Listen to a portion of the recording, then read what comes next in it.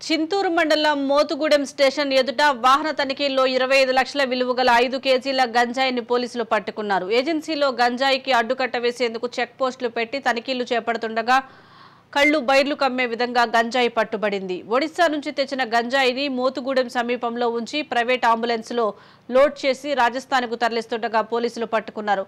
ఒక స్మగ్లర్ను అదుపులోకి తీసుకోగా ఒడిశాకు చెందిన మరో 2 పరారీలో ఉన్నట్లు పోలీసులు తెలిపారు.